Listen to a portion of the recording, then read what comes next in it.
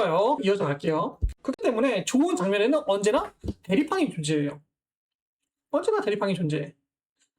장면에서 처음에 부자였다면 끝에선 가난해야겠죠. 적어도 이전보다는 가난해져야 해요. 장면의 처음에서 살아있음을 느꼈다면 끝에서는 죽고 싶어야 하고요. 장면의 처음에서 희망으로 가득했다면 마지막에는 절망해야겠죠. 희생은 나라고 슬픔은 기쁨으로 여러분들이 장면을 쓰고 그 장면을 다시 봤을 때 처음과 끝을 비교할 수 있어야 돼요. 어떤 변화가 있었나요? 무엇이 변했나요? 여기에 나와 있는 이미지처럼 극단적인 필요는 없어요. 부자였다면 저도 더 부자가 되어야 돼. 아니면 더 부자가 되었던가. 무언가 조금은 바뀌어야 한다는 거예요. 너무 극단적으로 변하면 이제 그때는 독자들이 뇌절이라고 하겠죠. 하지만 변화가 너무 없으면 그건 지루함일 테고. 그러니 여러분들은 고민해 봐야 돼요. 여러분들의 의도에 맞춰서 어떤 대립항을 줄 것이며 얼마나 큰 대비를 줄 것인지. 한번 예시를 들어볼게요. 일단 이렇게 대비로 이루어진 장면을 통해서 웹소설의 도입부를 한번 설계해 봐요. 장르는 아포칼립스로 갈게요. 키워드는 방구석으로 가볼게요. 우리 한번 주인공을 집에서 나오지 않는 히키코모리로 설정해봐요. 이런 친구라고 쳐요. 좀 버겁긴 한데 일단 이런 친구를 우리의 주인공이라고 생각해 봅시다. 이런 친구가 20대를 그 청춘, 그 빛나는 20대를 집에서만 보내고 있어. 그러던 어느 날 도시 한복판에 운석이 떨어진 거예요. 그런데 이 운석에서 괴수들이 막 나타나더니 도시를 축대밭으로 만들기 시작해. 여기까지 한 장면으로 서술한다고 하면 어때요? 지금 이 장면에서 어떤 변화가 생겼어요? 평화로움이 위급함으로, 권태로움이 자극으로 바뀌었죠. 이건 좋은 장면이에요. 그럼 다음 장면도 이어서 볼게요. 그래서 우리의 주인공은 두려움에 벌벌 떠면서 도시가 수대밭이 되는 꼴을 봐요. 근데 갑자기 괴수들이 주인공의 집으로 막 달려오기 시작하는 거야. 그렇게 막 달려와서 주인공이 서 있는 창문을 깨부수려던 바로 그 순간 주인공의 눈앞에 창 하나가 딱 뜨는 거지. 각성하셨습니다. 당신은 방구석 절대자입니다. 뜨는 거야. 당신이 방구석에 있는 한 그 어느 누구도 당신에게 위해를 가할 수 없습니다. 이러는 거야. 이 상대창을 보는 순간 우리의 주인공의 심정은 어떨까요? 안도하겠죠. 처음에만 해도 두려움에 벌벌 떨었는데 상대창에 등장하고 각성하고 나서 이제 안도하는 거예요. 이 장면에선 주인공의 심리적인 상태가 변했죠. 그렇게 탱자탱자 자기는 안전하다면서 집구석에서 놀고 있어. 그런데 이게 웬걸? 밥이 다 떨어졌네. 승상, 왜 비참함을? 승상이 날 버리시는구나. 이제 이 비참함을 보는 순간 굶어 죽을지도 모른다는 공포에 휩싸이죠. 이 장면에서도 안도에서 공포로 상태가 바뀌어요. 다음 장면에서 이제 주인공은 결심하죠. 결국 살아남으려면 저 무시무시한 괴수들 몰래 식량을 구해와야 해.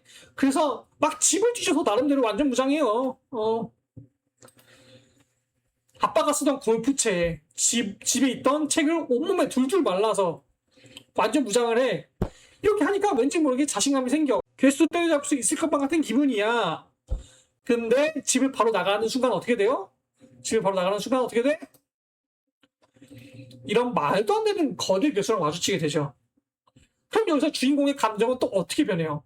자신감에서 낭패감으로, 희망에서 절망으로 변하게 되겠죠. 그래서 막 필사적으로 도망쳐. 어떻게든 살기 위해서 도망쳐. 그런데 체력이 너무 부족해서 얼마 가지 못해 괴수에게 붙잡히고 말아요. 그렇게 괴물의 간식거리가 되는 순간 또 한 번 상태창이 뜨는 거죠. 당신의 이웃을 시민으로 맞이할 수 있습니다. 맞이하시겠습니까? 뜨는 거야. 어떻게 일단 살아야 되잖아. 이게 뭔 소리인지 모르겠어. 그래서 일단 오케이 맞이하겠다고 했어. 그랬더니 어떻게 돼요? 바로 옆집 문을 열고 이웃 사촌이 모습을 드러내는 거지. 그런데 그 이웃 사촌이 이래요. 세상 최강의 생명체 한마 유지로야. 이 한마 유지로가 괴수를 처리하고 주인공을 구해내. 심지어 먹을 것까지 줘. 바로 이 순간 주인공의 심리와 상태는 어떻게 변해요? 감격과 안도, 안정 이렇게 변하겠죠. 어때요? 지금까지 이야기. 일단 발단, 전개, 위기, 절정, 결말이 다 갖춰져 있죠. 그리고 각 장면마다 뭐가 있어요? 변화가 있어요.